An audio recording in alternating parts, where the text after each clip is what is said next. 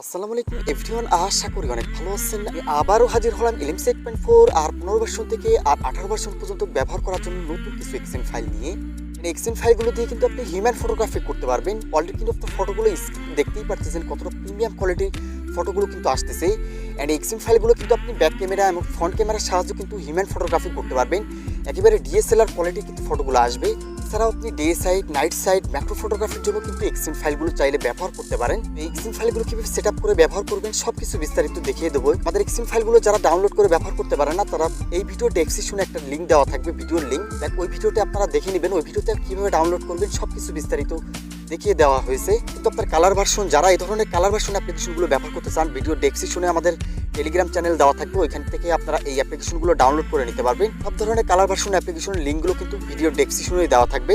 দেখতে পারতেছেন এখানে যে এক্সেন ফাইলগুলো দিতেছি, এই এক্সেন ফাইল দিয়ে কিন্তু আপনি day side, night side, human ফটোগ্রাফির জন্য কিন্তু ব্যবহার করতে পারবেন। চাইলে কিন্তু আপনার ম্যাক্রো ফটোগ্রাফির জন্য কিন্তু এক্সেন ফাইলগুলো ব্যবহার করতে পারেন। খুবই প্রিমিয়াম কোয়ালিটির কিন্তু ফটোগুলো আসবে। অলরেডি কিন্তু আপনার কালারগুলো দেখছেনই, লাইট রুমের প্রিসেটের মতো কালারগুলো কিন্তু আসতেছে। চ্যানেলে যদি নতুন হয়ে থাকেন অবশ্যই চ্যানেলটি সাবস্ক্রাইব করে দেবেন আর পাশে থাকা বেল আইকনটা প্রেস করে রাখবেন।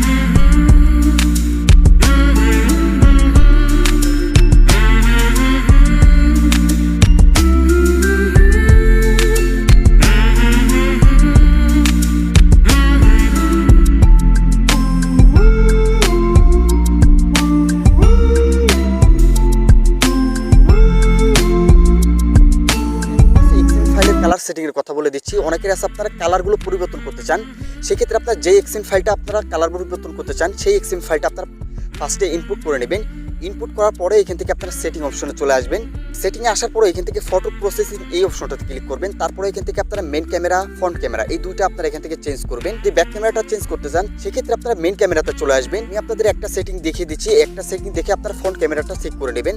আচ্ছা, এখান থেকে আসার পর আপনারা মেন সেটিংয়ে আসবেন। মেন সেটিংয়ে আসার পরে এখানে উপরে দেখতে পাচ্ছেন শার্পনেস, এখানে ক্রোমা দেওয়া আছে। এই অপশনগুলো কিন্তু আপনি কনফিগ বানানোর সময় কিন্তু সেট আপ করে রাখছি। তো আপনারা আপনাদের মতো কিন্তু পরিবর্তন করে নিতে পারেন। যদি আপনারা বুঝতে না পারেন, সেক্ষেত্রে কিন্তু এই অপশনটা আপনাদের ঘাটাঘাটি করার দরকার নাই। তো আমি আপনাদের কালারগুলো এখান থেকে দেখিয়ে দিচ্ছি কীভাবে কালারগুলো পরিবর্তন করবেন। এর জন্য আপনারা চলে আসবেন, এই যে কালার অপশনটা আছে, এই কালার অপশনটাতে ক্লিক করবেন। এখানে কিন্তু আপনি অনেক ধরনের কিন্তু কালার পেয়ে যাবেন। এখান থেকে আপনারা স্ক্রল করে নিচে চলে আসবেন। এখান থেকে সিএফ সেটিং যে অপশনটা দেখতে পাচ্ছেন, এখানে দেখেন green option, red option, blue, yellow, green, red, orange এই অপশনগুলো কিন্তু এখানে দেখতে পাচ্ছেন। এইখান থেকে আপনারা কম বেশ করে দেখবেন যে আপনার কাছে কোনটা ভালো লাগে। যেটা আপনার কাছে ভালো লাগবে সেটা কিন্তু এখান থেকে বাড়িয়ে কমিয়ে আপনি কিন্তু আপনার মন মতো কালারগুলো সেটিং করতে পারবেন। উপরের দিকে কিন্তু আপনার কালারগুলো কিন্তু কমবে, অ্যান্ড নিচের দিকে গেলে কিন্তু আপনি কালারগুলো কিন্তু বাড়বে। এইভাবেই আপনারা মূলত এখান থেকে ব্লু সেটিং, তারপরে গ্রিন সেটিং, এই সেটিংগুলো কিন্তু আপনারা এখান থেকে করে নেবেন, তাহলে আপনার কালার সেটিংগুলো কিন্তু বেড়ে যাবে। আর যদি আপনার ফেসের স্পিডটা যদি একটু বেশি চান অথবা আপনার নয়েজটা বেশি হয়ে যায়, সেক্ষেত্রে আপনারা নয়েজ রিডাকশন এই অপশনটা চলে আসবেন। এখানে দেখেন স্মুথ নামে একটা অপশন আছে, এই স্মুথে কিন্তু আপনার ডিফল্টে দিয়ে রাখছি।